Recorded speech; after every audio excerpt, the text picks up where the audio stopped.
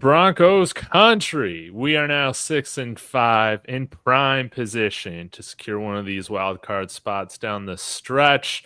I am here, still getting over my allergies, so I got the shades on, but joined by my good friends Mark and Jeremy as we talk every week. Of course, Broncos country. Join the chat, smash the like, and subscribe. We're on our way to 2,000 subscribers, but let's go ahead and get our reactions, guys, to the game last night. Broncos win 38-6. We'll start with you, Mark, then we'll go to Jeremy. First impressions. What was yesterday's big takeaway for you, Mark? Well, yesterday's game, man, was the best Broncos performance we've witnessed since the Peyton Manning era. Full, complete game.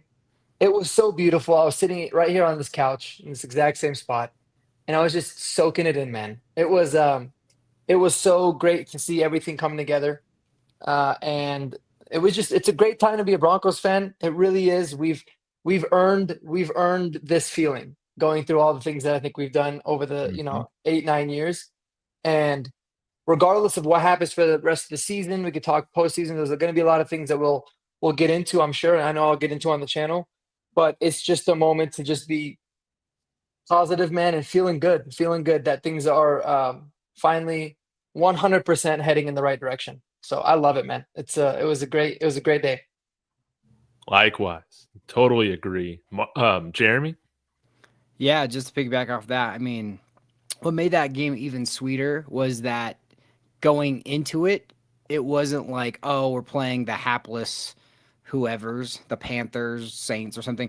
We're playing, it was a pick'em game against a team that had a better record than us, and you walked in there and you weren't sure how you were going to respond from the weeks before.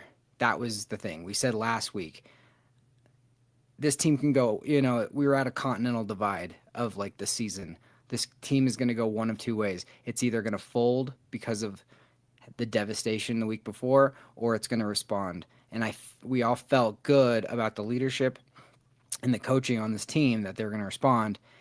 And man, did they ever. I mean, all three phases, just an absolute just whooping. Took them back behind the shed and just gave it to them. And that was so nice to see. It was nice to see the adjustments on the special teams, on the kicking unit. It was nice to see Javante's getting involved. Mims has a new role that seems like they're settling into something new. All the receivers played better. It just seemed like, man, what a nice day. And we did it at home, which we had struggled at home. So, man, it was just what a great day. What a great game. I mean, that was the cherry on top of that we've been waiting for this whole season. See it all come together. Yeah, can we have the no-fly zone just come for every Broncos home game? Because, they're the most dominating Broncos defense, I feel like, in my lifetime that I've been able to appreciate. Sure. And, 32-point victory against a winning team like the Falcons at home. Wow. I was expecting this to be a close game. I still thought the Broncos would win it, but I did not expect them to do it in the fashion that they did. And I want to give a shout out really quick. Their names are skipping my mind right now, but the guys from Mile High Huddle who get together in the mornings, they also cover the Falcons. Scott Kennedy and Nick Yeah, Scott was like, guys, it doesn't matter that they had guys missing out of the secondary in this game. He's like, that's not an excuse at all. This is just a bad defense in general, schematically. And I think, we saw Bo hit some big time throws down the field, like in between those safeties, in between, some of those DBs. What were y'all's takeaway on Bo Nix? I felt like he took another step this week, but I'm curious what you guys noticed and what pleased you guys out of this game. Yeah, I just got like chills thinking about it. Weirdly enough, he was amazing. He's nothing that he did yesterday surprised me per se, but it was just amazing to see everything come together. And obviously, we'll give Bo his flowers, and I think he's firmly in the offensive rookie of the year conversation. I think he should be the leader as of right now, for many reasons, not just my bias. But Sean Payton is in his bag right now. And I Yeah. think that's what I've loved it. And it started in that New Orleans game. You started to see things, and they kept building and building and building. And it was ironic that you brought up Scott Kennedy, because this was a bad defense. But I promise you, some of those play calls, the eye candy, the way that a lot of the things were just designed up, we would have been open against any defense. It was unbelievable what Sean Payton did. And I think it's kind of a twofold thing, right? I think now Sean Payton's finally kind of understanding what every skill position player is best in a specific role. Mhm. So he kind of figured that out. But also, Bo's obviously made a ton of progress just being able to run this offense, being able to make checks at the line. He's finally given, I think, a lot more flexibility, which you can see as well. And it's been a perfect blend, and they've been building on it every week. And so that was my biggest takeaway. This is when you're really finally seeing the Bo Nix and Sean Payton marriage blow up. He looked, I mean, it's almost a perfect game. Like, seriously. 85% and had it not, completion.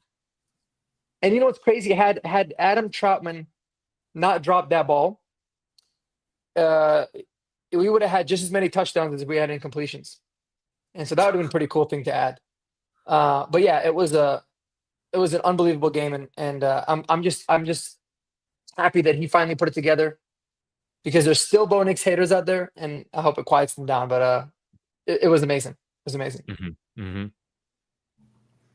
Yeah, I mean, you took the words right out of my mouth. I was thinking the exact same thing while I was cooking dinner earlier. I was like, Sean Payton is now fully Sean Payton again. Like, he wasn't able to unleash his past self with Russ. He had to tone things down with the rookie quarterback to start the season. And now they're just trying stuff, and Bo's able to absorb it. And not only is he absorbing it, he's just seeing everything so clean. He's calm in the pocket. I mean, yeah, Scott's speaking of Scott Kennedy, he was saying, we don't have a pass rush, the Atlanta. Yeah. Not that he's a fan, but he covers Atlanta, and he was just saying, if you don't put pressure on Bo, which is most quarterbacks, but if you don't put pressure on Bo, like, he's just, how could he not be successful? I mean, his accuracy, his mobility, like, he's just going to, like, chop you up. And that's nice to just know that with a rookie quarterback, being like, oh, well, unless you put a lot of pressure on our guy, we're going to succeed.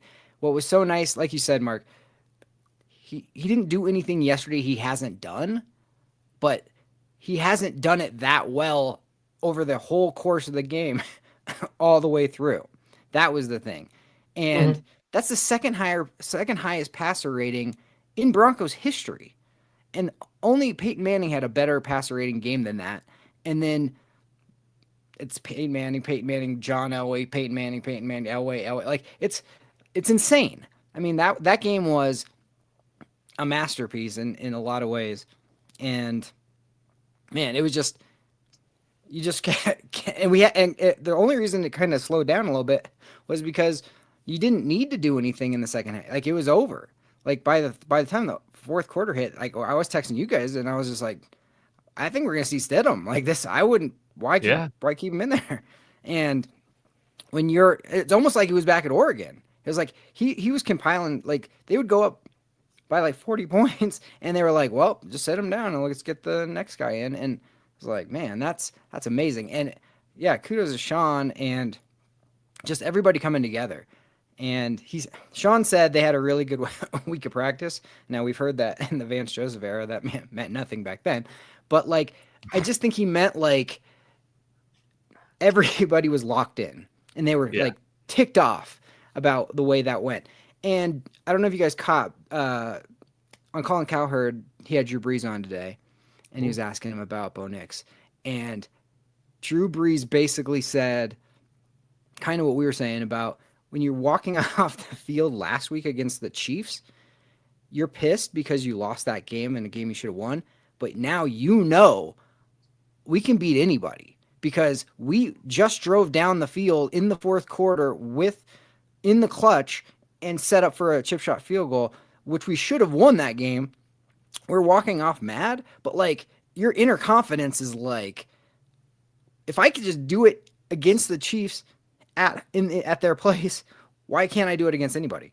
And so he said, Bo's got to be going in this next game so confident. And we saw that. And that throw, I will say, that one throw across the middle to Vele with 2 minutes left in the half was beautiful, man. That's the ultimate. Anybody who had an arm strength question, that's over. Because you cannot make that throw with the weak arm, period. You cannot like layer it and like zip it in 30 yards down the field if you don't have it.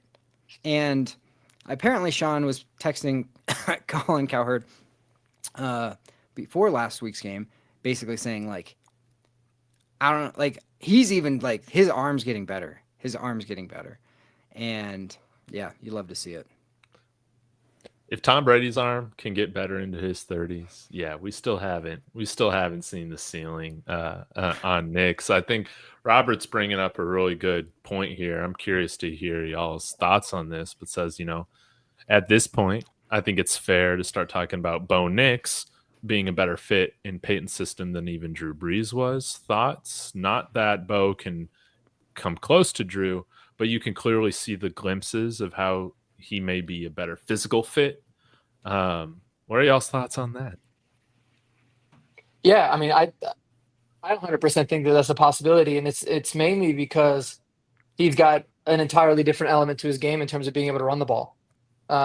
His threat as a runner can open up so many different things. It already did, right? Even though the last couple of games he hasn't been running a lot, that threat is always going to be something the defense needs to respect.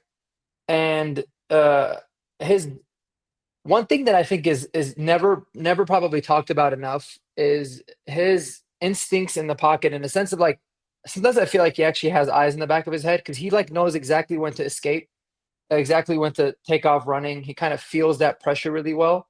And that's not something that really can be taught. It's obviously an innate skill.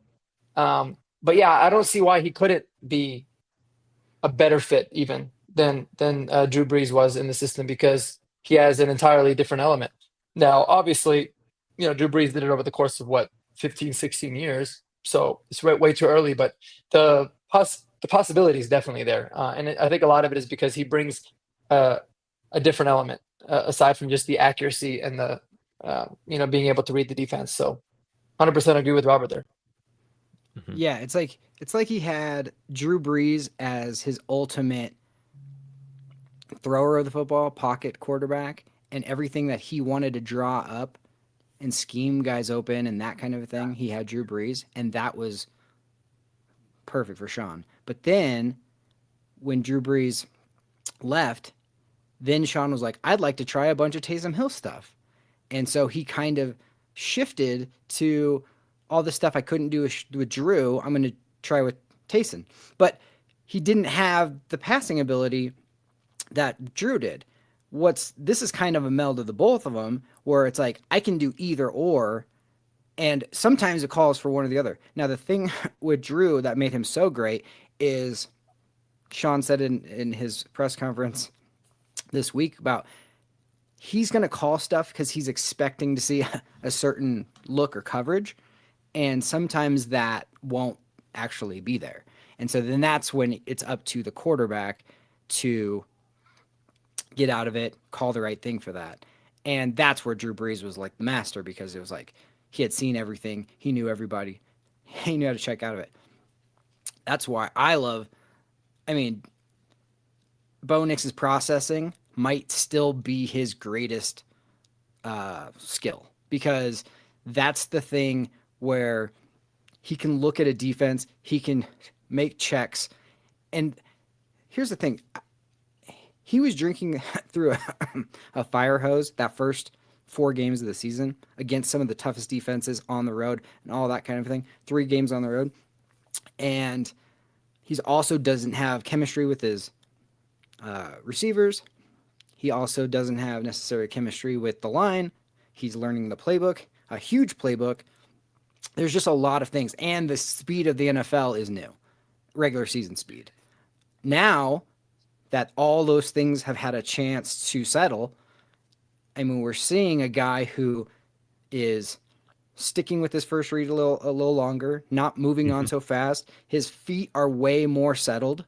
And I mean, there were some plays where he just let things happen, set it up. I mean, if you go back and watch any of the people breaking down his stuff, he does such a good job of manipulating safeties and manipulating like DBs away from where he's going to go.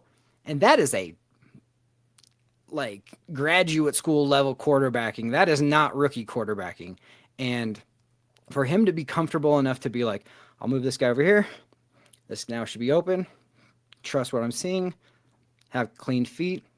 Have clean eyes. And then just like ripping it. I mean, you saw, we talked about it last week. You saw Travis Kelce and Patrick Mahomes. And I'm sure they were saying it because they were pretty happy that they won. But they were like, this dude's ripping it. Like, holy moly. Like, this guy's legit. And then you just saw against Atlanta, I mean, an absolute domination. Mm-hmm. And again, like you said, like, this is just, there's a lot more to see from this. I mean, if this is what we're seeing in year 1, week 11, like, I mean, sky's the limit. And you get more weapons, now you can really start to do some damage. Mm-hmm. Yeah, I'm thinking of, this might have been the first touchdown. Y'all remind me if it was the first or second touchdown.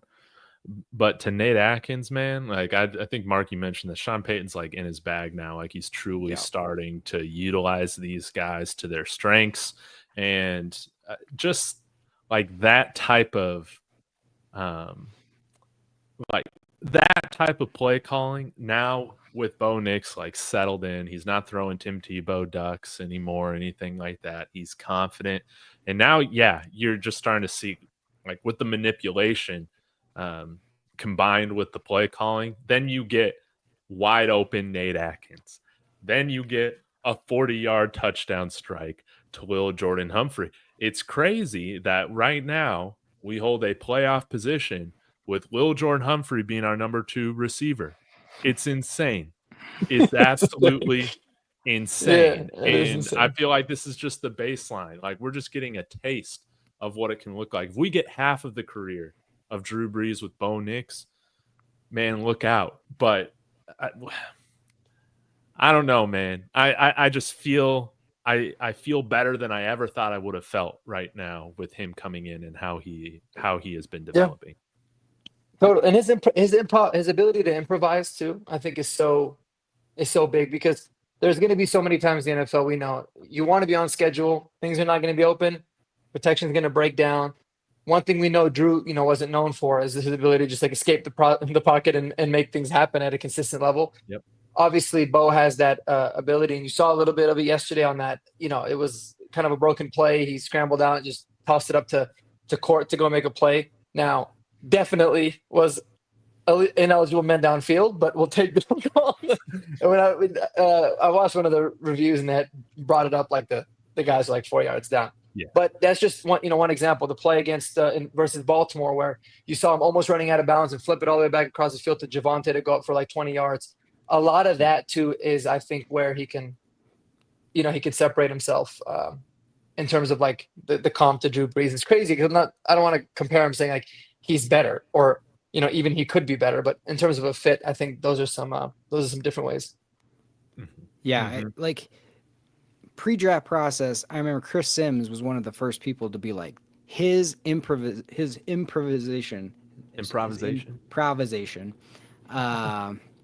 is elite.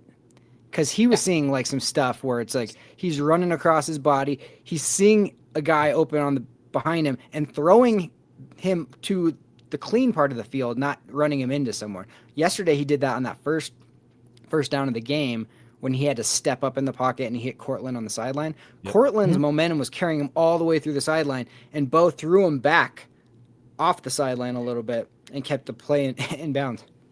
And those are the kind of things, like you said, I was going to point out that Javonte throw last week, where he's seeing the field while he's running, while he's scrambling, keeping his eyes down the field.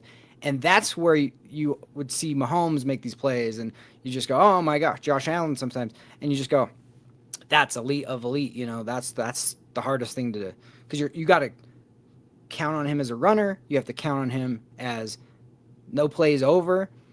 And I honestly think like the reason why the Oregon offense was so successful that second year was because they had to do those things. They had to worry about getting burned over the top. They had to worry about covering all the way to the left side of the field, all the way to the right side of the field. And that's why Dan Lanning and those guys could just scheme up screen passes, because the defense is so worried about they're so off balance that you can dial up these screen passes. And what did Sean do yesterday? 2 of those touchdowns, almost the exact same play. Screen pass, blocking, get it, and it was like 3rd and 12 or 3rd and goal from like the 12 or whatever. No problem. And that's where you're starting to see, like, that's what's so hard about the Chiefs, because you can't just worry about Kelsey, or you just can't worry about one guy. Like, Sean is now starting to feel like, I got these guys off balance. Am I going to bring Mims over? Am I going to fake Mims? What am I going to, he's doing so many things that it's just opening up so much. What was so nice to see about that game too was putting up 38 points. I mean, there's been a couple of games where we've gone in the 30s, but the Baltimore game, it was like, oh, you only scored whatever, and then subs 10 points, or then the next game, well, how good is he really if you can only score 14 points? You're just like, okay. And then to be able just to do that, where it's just like every single drive almost is like ending in 7. It was like, okay, well, now the offense all knows like this can be a regular thing.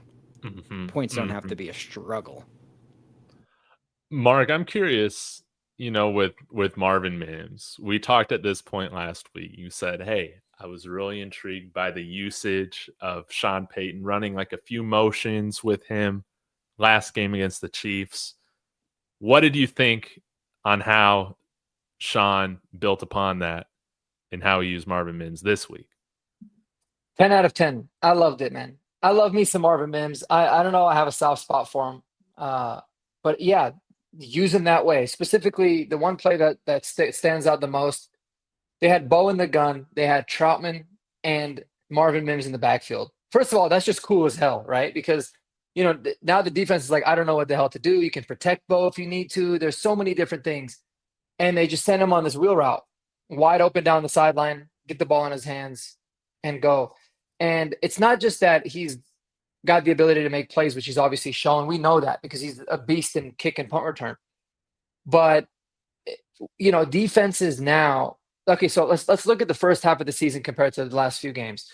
First half of the season, defenses will say, we're going to stack the box to stop the run. We're going to double team Cortland, and basically we can stop the offense.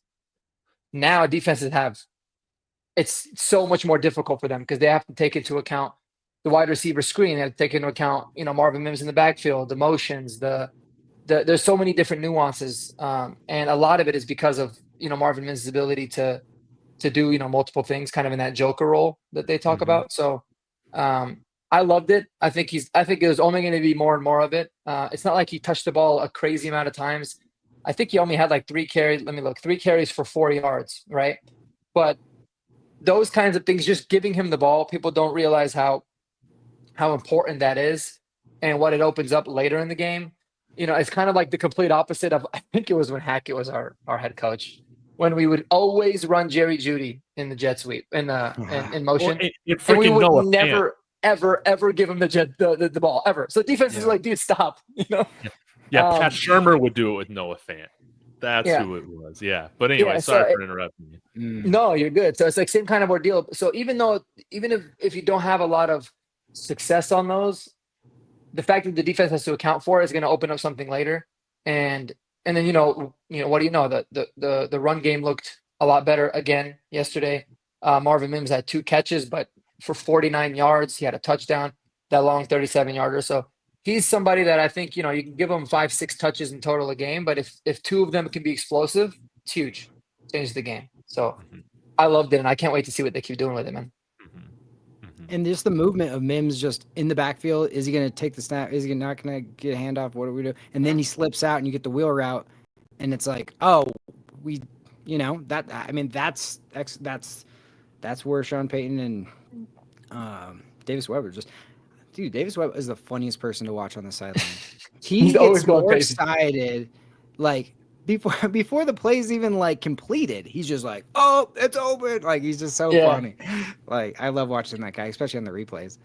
He does. And I think Tim Jenkins, I want to shout out Tim Jenkins. I'll say definitely go and watch his film breakdowns really every week, but specifically this week. But the first touchdown you talked about to Nate Atkins, that motion of putting Mims in motion is 100% the reason Nate Atkins was so open. And it was so cool to actually like rewatch it. Because you see it, not only does it take the corner with him, but now right when he started running back, that linebacker goes right over towards him, and Nate Atkins is just like, "All right, dude, thanks." I'm wide open when clearly he would have, probably just covered Nate Atkins right up had that not been there. So it's like simple but yet very complicated stuff, right? At the same time, and so it's not always about what does Mims do or on the stat sheet. It's going to be a lot of like. The threat of what he can do that I think is going to open up a ton for these guys. I mean, that's what the Chiefs do with Tyreek. Sorry, that's just what I was just going to say. That's what the Chiefs do with Tyreek Hill all the time. It was the threat that you would like, it was that dread of like, oh God, we can't let him, so we got to be back and we got to play off. We got to have double help and all that stuff. That it opens up everything. Yeah, go ahead. Yeah, if he can eventually. I'm on apology tour right now with him. That's been great to see him play confidently. I think for the first time in his NFL career, he's really feeling confident. I think Troy Franklin, you saw a little bit of confidence as well. I mean, no drops from those guys. And those guys were dropping like gimmies earlier on in the season. It was driving us crazy. But I love the pivot of just saying, you know what, we can't just be putting out Mims right now to run this more advanced route tree.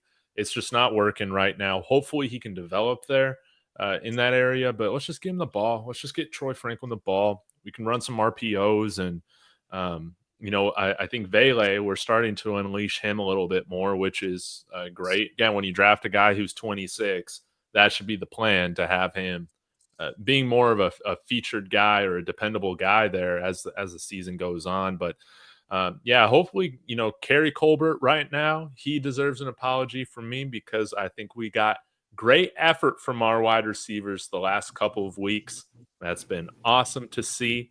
And hopefully this is what continues. We see some development because I think we already feel like we got a guy with Vele that is going to be in this featured in this receiving core next year. I don't know as the number 1 or 2 weapon, but definitely a depth guy.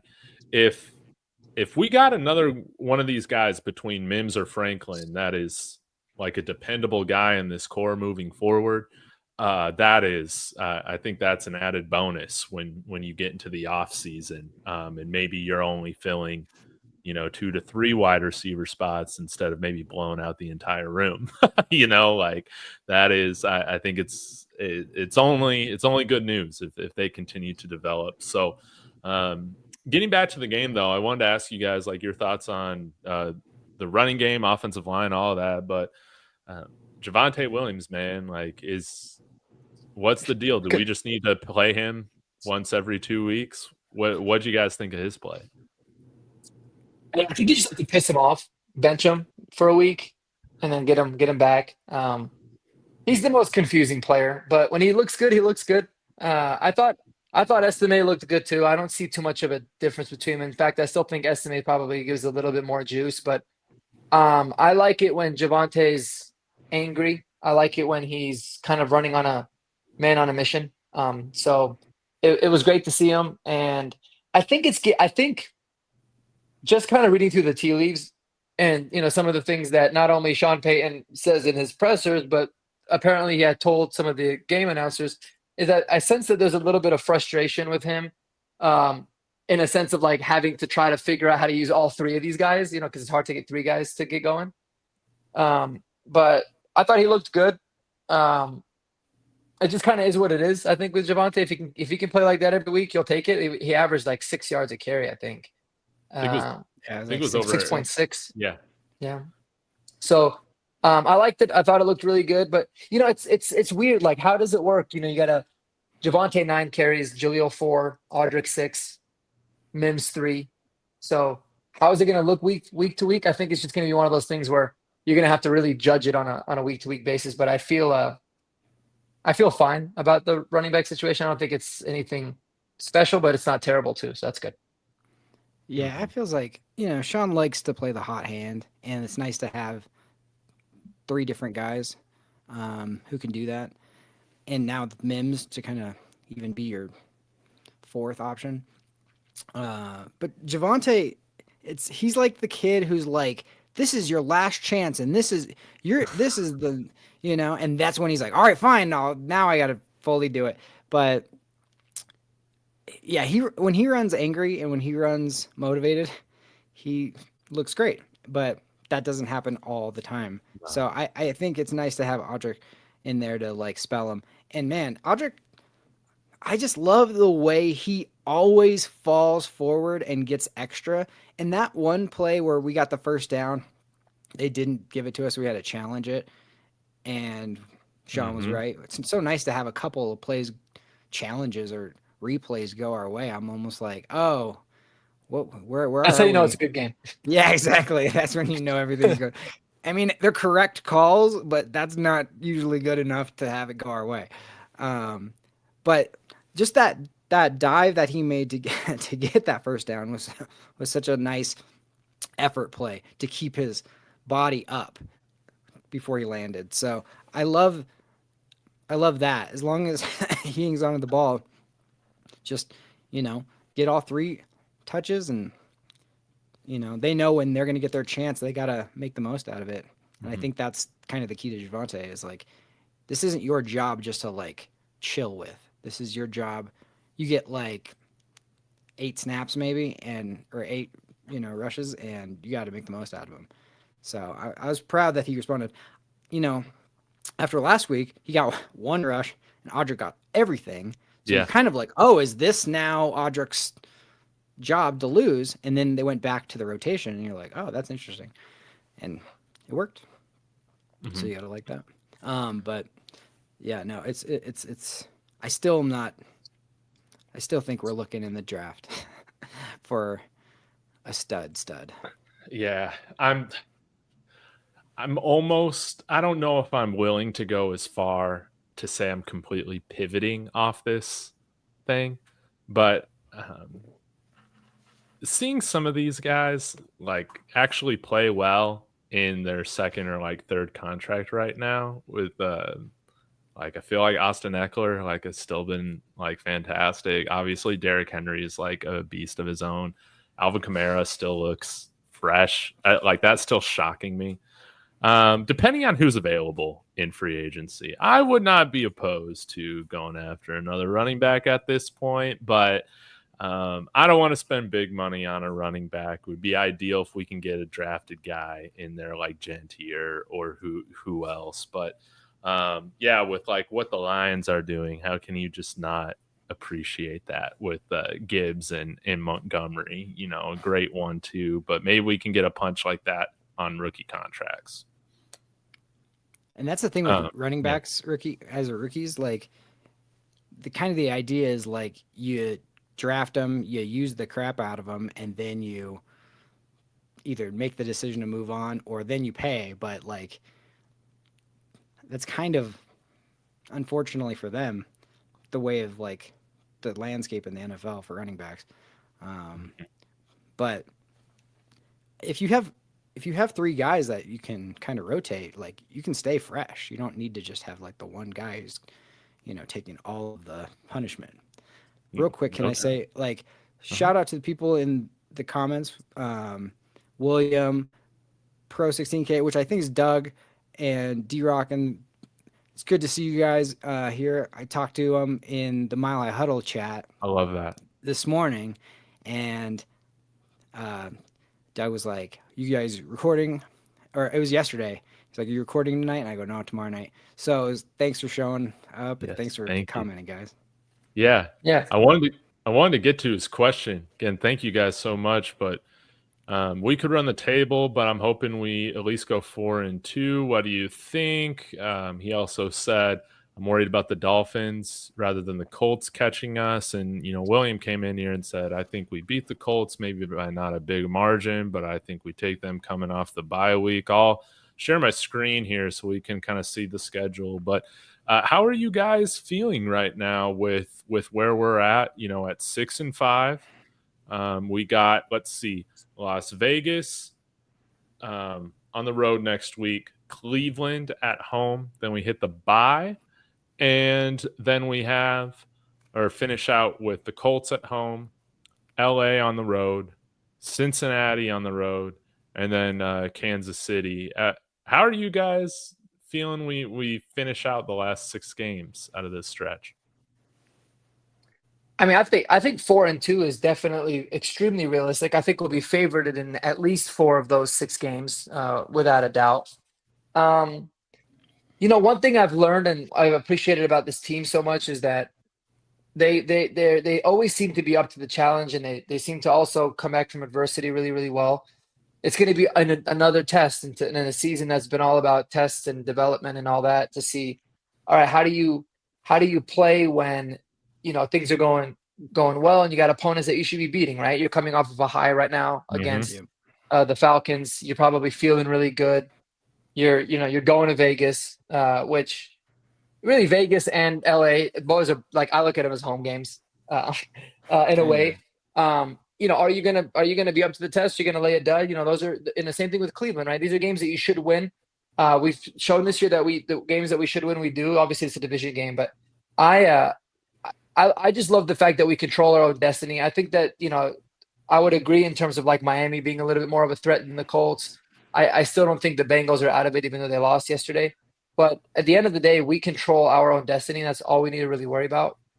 We go out there, we beat. I mean, we're literally playing Indy and the Chargers and the Bengals. The 3 most prominent teams. Not for the 7th seed. That basically, we can get the 5 seed, the 6 seed with those games as well. So.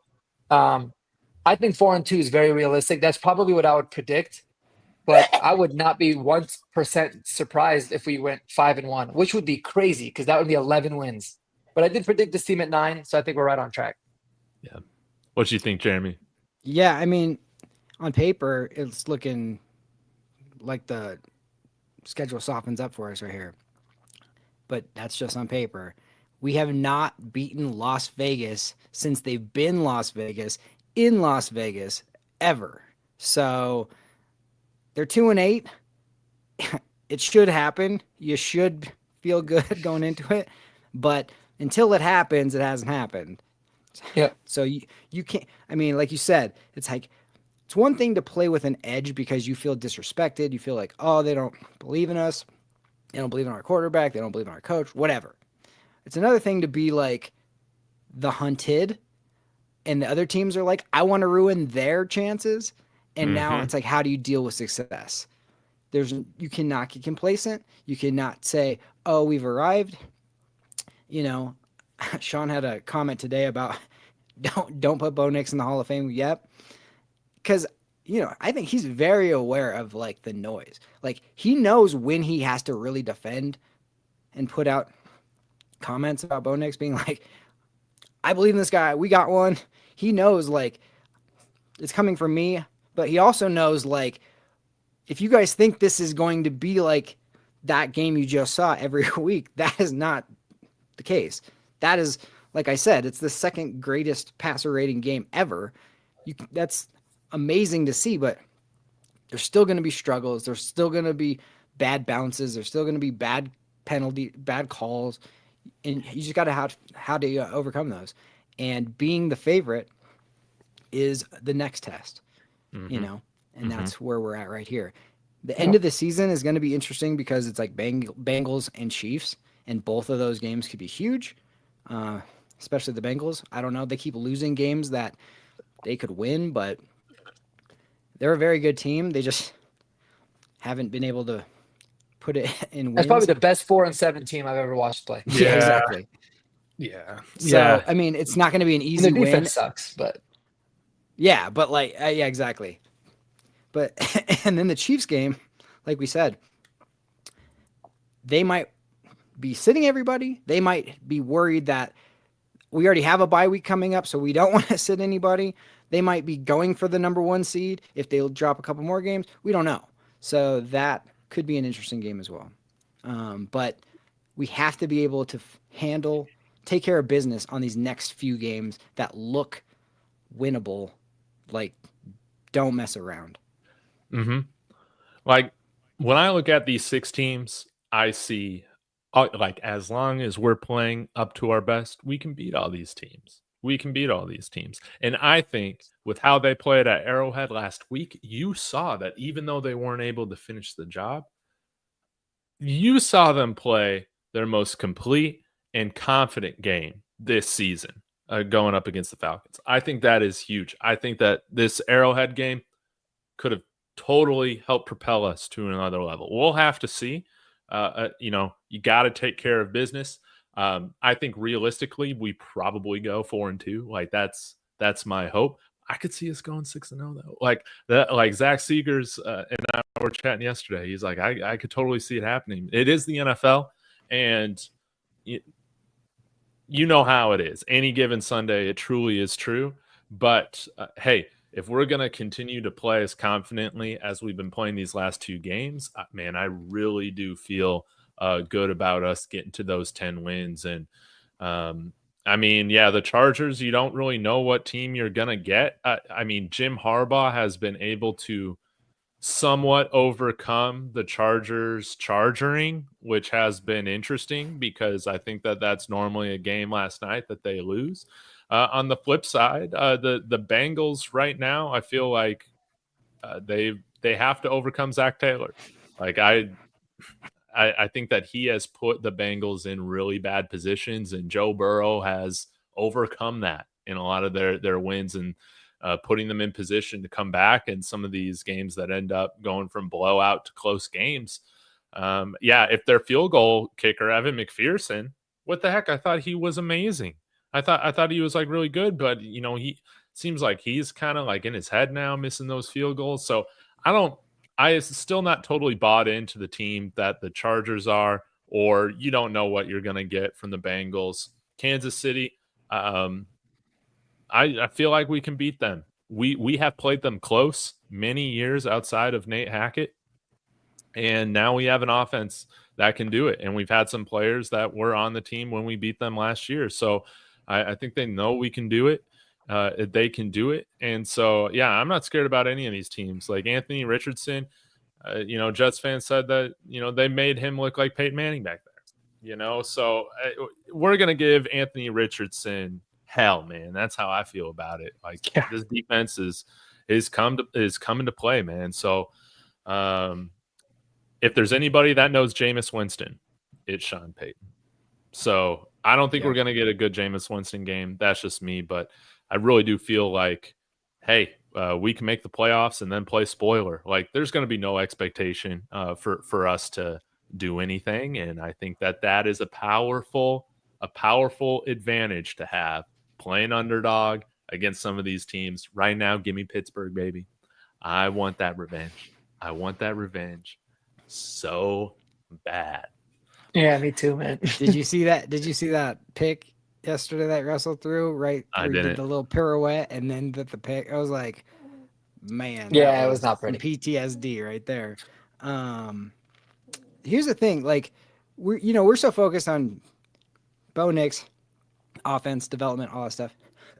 Our defense has been the biggest surprise. When we were going into the season, we were not expecting this defense to be elite or top 5.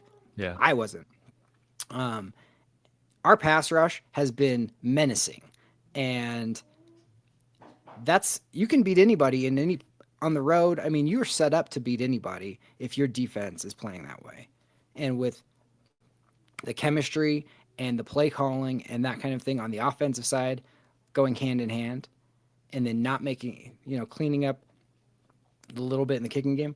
I mean, I don't think anybody's going to want to see us, and we can take anybody down, I don't think we'll be favorited in the playoffs, but man, it is, it's one of those things where sometimes this happens where like sometimes the division winners end up being the weaker teams than the people that had to really grind out to get into the playoffs, just because of the way the divisions are set up. I mean, if we were facing a team like Houston, or if we were facing one of those teams, you know, the Bills obviously are going to be tough. If we end up like if it ended today, we're playing the Bills. That would be very tough. We beat them last year in Buffalo, so there's people that know that we can do it. But still ahead of us, one game at a time. That's what we got to focus on. It's Vegas this week. It's a place we haven't won. Let's just keep stacking weeks and doing things that we haven't yet been able to do. And that's the thing that, you know, as bad as we felt against Baltimore, and we just go, oh, you know, bad game, blowout, all that kind of stuff. They ran away from us. And then the devastation. I knew that if we had a good week, especially in Atlanta, all things would be, you know, forgotten. But now it's almost like that was such a dominating when you're like, we can take on the world or whatever, you know? Yeah, exactly. So there's kind of like we're not as good as we looked yesterday, and we're not as bad as we looked against Baltimore. Yeah. And we just need to, if we can stay focused and stay healthy, like the comment said, you know, you just never know with injuries. But luckily, this team has stayed relatively healthy. So we can, we you know, it's all in front of us. Just got to stay focused. You know, Douglas was saying too, just Nick Bonino, man. I think that he's getting more dangerous by the game right now. Like, I just feel like he's even quicker off the snap than he was at the beginning of the year. Like, coming back, man. Like, I guess statistically right now, he truly is like one of the premier pass rushers in the NFL. If you're looking at the stats and stuff like that in the sacks, it's crazy that we're doing this with Pat Surtain being the only first-round pick in the starting lineup. It's insane. It's crazy. Even Malcolm Roach showing up yesterday. I have a video coming out on it, but I think, you know, I think we have our next Von Miller. Not by no means am I saying Nick Bonino is Von Miller, but I think he's the next guy that, you know, when you want to put a game away, when you need a big-time sack, that dude looks off the chain. I love me some Nick Bonino, man. And he got that dog in him too. You know, he plays with his hair on fire. So hell yeah. Shout out to Nick Bonino, man. He's been awesome. And Mark, like you said, like, you know, when people make comps like Bo next to Drew Brees, we're not saying he's going to have the same career as Drew Brees. We're just saying they have similar traits that like are like that. But when you say Nick Bonino and Von Miller, like if you watch Nick Bonito rush the passer and come around that edge, that is Von Miller. Like that is what that is. He's not complete like Von Miller was. He has not in the run game, that kind of stuff. That's fine. But like you want that speed guy in that dip and come flying around the edge. That's exactly, I mean, out of all the people that you look at and go, who does that remind me of? That was Von Miller right there. Yep. No doubt about it. Guys, thank you so much for joining me to talk about this game, what we got ahead. Let's take care of business against the Raiders this week. And guys, thank you so much for being involved in the chat.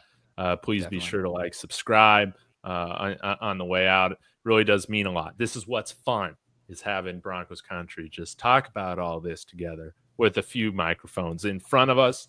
Mark, again, thanks for hopping on here. What do you got coming on your panel this week that people can look forward to? Yeah, appreciate you having me, man.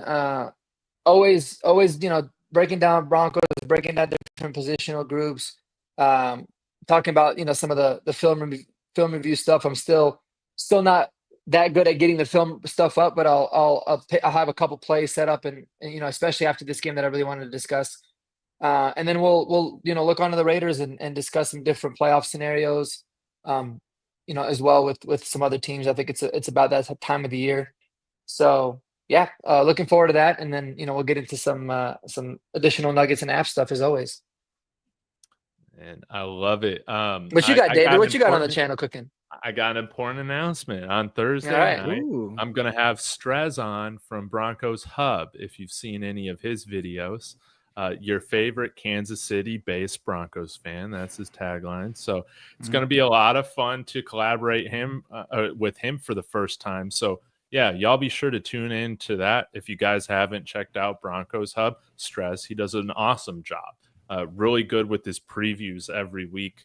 Specifically, I really do enjoy. So yeah, it's going to be fun. Quick. Yeah. The funny videos about him is he likes to agitate and then have people comment and then read the receipts afterwards. And those are always the funniest videos because you're just like, oh, you said this? Well, guess what? You know what I mean? And it's like he does do that. He does do that. Those are funny videos. It's going to be a lot of fun. So, guys, again, thank you so much for tuning in. I'll be back tomorrow with another video. Maybe I'll go through some film stuff on NFL Pro. So, again, guys, tune in then. Smash that like and subscribe one more time on the way out. Hopefully, my allergies will be gone tomorrow. I can take off these shades. Thank you guys again so much. I think this is your new look, man. Hey, I feel more confident, behind you the need shade. Like a cigarette and you're in a piano bar or something. Something like that, man. But yeah, I feel like I can go after, at least on my Buffs channel, I can go after the trolls a little bit more. I'll give them the truth, man. But you don't really get trolls on here except Kansas City fans. But yeah, who cares about them, man? All right, guys, I'm gonna shut this thing down. Go Broncos. Go Broncos. Go Peace Broncos. out, guys.